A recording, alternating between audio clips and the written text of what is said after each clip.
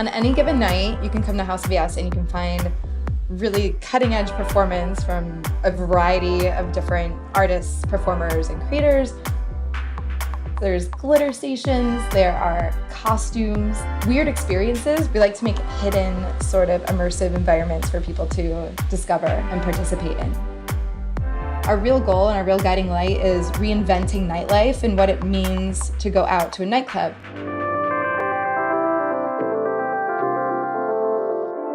Hello, gorgeous Kae Burke from New York City. What's up, woman? How are you? Hi, Megs. I'm personally so great, and I'm really happy to be here. And it's been wonderful to hear Dadara and Wellington. And just thank you, Megs, for putting this together and for having. It's great. It's like I get to stay in one place and have all my friends visit. But you know, I've admired you for so long, Kae. I remember the first time I heard about the House of Yes, I was actually living in San Francisco, and you guys had your House of Yes burned to the ground. Right. So that must have been about 10, 15 years ago? Yeah, I'd say we're coming up on 12 years, I believe. It was in 2000. Let's see. Ooh. Wait a minute, 2008? So yeah, that sounds about right. Yeah. Wow. So this isn't, COVID-19 is not your first time really having to be resilient and reinventive. But just to give folks, I'll back up a little bit. I just was excited to see you, like I was running into you, like on the subway. Folks, this is Kae Burke.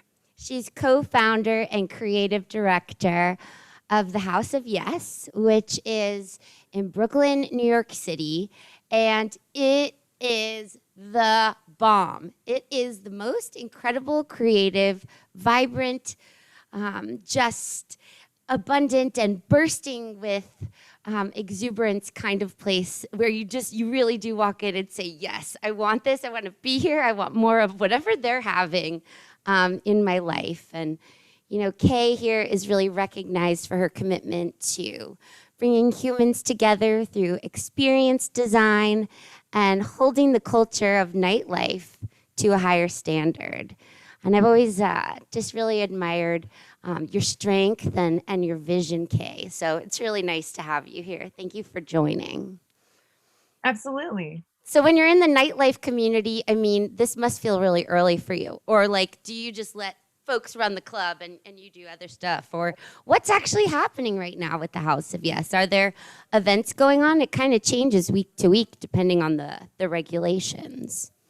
Right. So in New York City, there are no dance parties. The most we can have is I believe it's 8 to 10 people at a table at a restaurant type establishment. Like you must be serving food in order to serve drinks. So that is the top level of nightlife that is allowed currently in the city.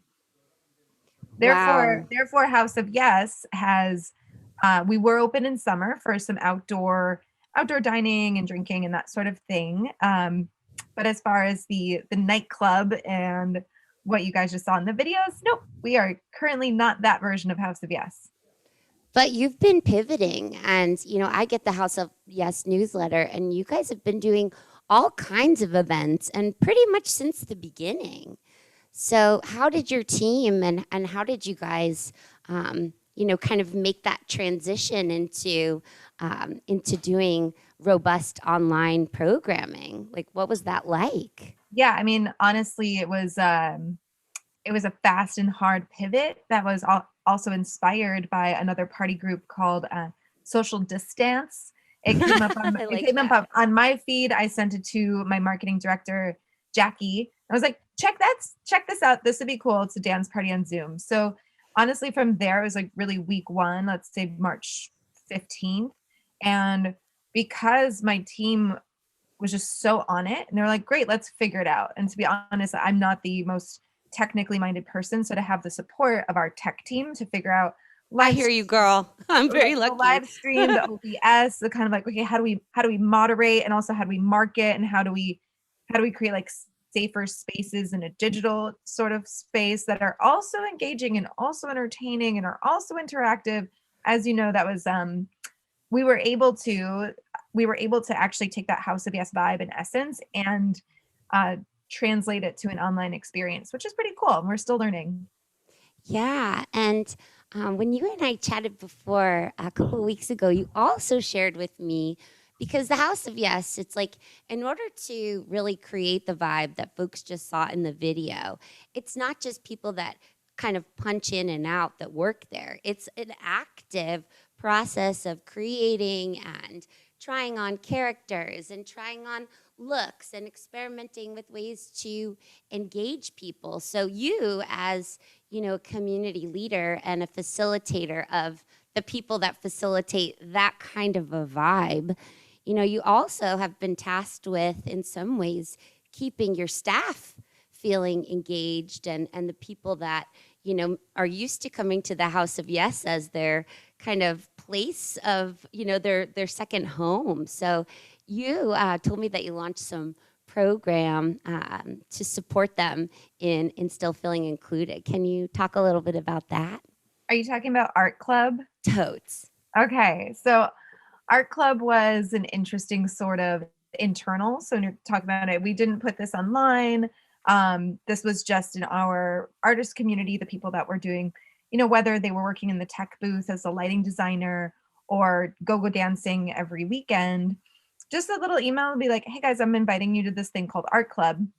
I was inspired by my own sort of emotional mental health practice where I needed to just get back to making things with my hands. I wasn't allowing myself to do that, just to be art for art's sake sort of practice. And so invited, I'd say about 40 of our creators to do a 5-week session, a 5-week practice of making art every week. We would meet up on Zoom just like this every week and share our art. And it was extremely, I'd say, productive and emotional. It was just really successful. We had 22 people sign up and show up and really commit to the process. So it was great. And we can still collaborate. For us, it's like, wow, we can still collaborate even by being distant. Yeah. I love that you created that space for people because I do think I've felt that too. I've been doing more daily practices. I got myself a coloring book. Early on in the pandemic, I went and stayed at my aunt's house and I sent these ridiculous colorings to my friends. Lisa Frank makes some pretty trippy illustrations. So people were getting cats that were mermaids in the mail, but it was all I could do to just keep hanging on. I needed all that funkiness to go somewhere. Yeah. And it also helps to have that, like anything, accountability and just somebody caring if you show up or not and do the thing you promised yourself you're going to do. So we're actually expanding it to be a public offering. We're going to workshop it. It was almost like we didn't know it was going to transform into something that would be more accessible and available for others. But we're definitely like, wow, this is so useful that we can't just keep it to ourselves and keep it exclusive. This should actually live on and be participatory to others. Wow. So what you created as an internal kind of art club for your staff, you're actually now going to offer more broadly? Yeah. Yeah. That's awesome. I love that. I want to play. Yeah. And Kae, I think that what's also interesting about you is you have the creativity, but you also have just so much business savvy. Early on in the pandemic, I actually attended one of your workshops, and it was on pitching investors and helping to sell your ideas. Are there ways that this pandemic is making you think differently or strategically about opportunities around the House of Yes or your own creativity that you hadn't before? Absolutely. I think, well, I know that the biggest change has it's really been internal. So not only on a personal level, but also as a business. I mean, I have my co-founder Anya and then my other partners, Alon and Justin. And, it's definitely a collective in a way. So to really go into, before we understand creativity and pitching, we have been developing our own structure and the container, and I guess you call it the workflows, the processes, the who gets the last say on these matters. And really, I mean, honestly, we've been on a deep dive in exploring our org chart Well, and job yeah, and description. you would have to, because I mean, you've just been on fire ever since I've, known about your work. It's like you guys have just exploded, and you've had all these interesting spaces and people want to use them for different things. You've had your own shows, you've had communities create their own cultures around the House of Yes. So sometimes it's hard to build org charts and process when you're just trying to keep, everything, just trying to keep the toilets from overflowing and people from like knocking down the door. So so that's nice that you have a little time to get things in order. Must feel Absolutely. good. Yeah, it feels good. It's like doing the work. It's like you're tilling the garden and pulling weeds. You're not we're not in the harvest season yet, but we're definitely just picking rocks out of the dirt and making sure everything is fertile and ready to be before you can even plant those creativity seeds. We're like, okay, like, do we have what we need? Like, is this set up for success? And so that's been really interesting. Yeah, and it kind of helps, because if we don't do it now, when are we going to do it? This is the first time that I like organized my own personal finances and, copied some templates online, because I feel like there are some things that if I don't do now, or if we don't do for our businesses and our creative groups, if we don't do them now, we're not going to want to do them when we're finally able to hug each other and dance in the streets. So that in its own way is a good way to, not to necessarily reinvent, but to lay the groundwork for the reinvention and the renewal that's in front of us. Yeah, absolutely. Well, Kae, I just think you're a dynamo. Everybody, if you haven't been to the House of Yes, when things open up and we can go back to New York City, make it your first stop.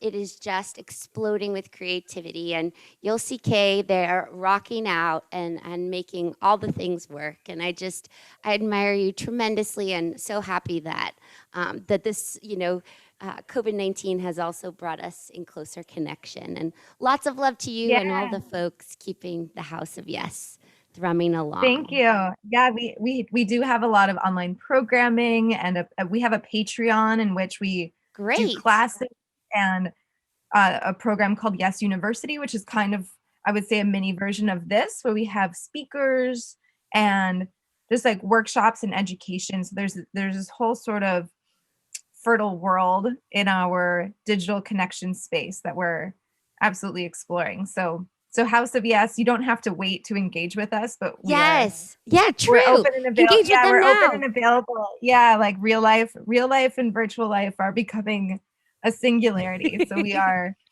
we're super we're getting like some cool creative stuff happening. So yeah, join. I'll put it in the chat, but do put it in the chat. Drop in the ways that people can subscribe to your newsletter, because your newsletter is off the hook. There's always lots of fun things to join.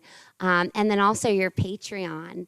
And we'll keep in touch and keep highlighting the amazing things that you're doing. And lots of love to you, Kae. Absolutely. Thank you. And we're going to play another video from House of Yes, and we're all going to rock out like it's New Year's Eve.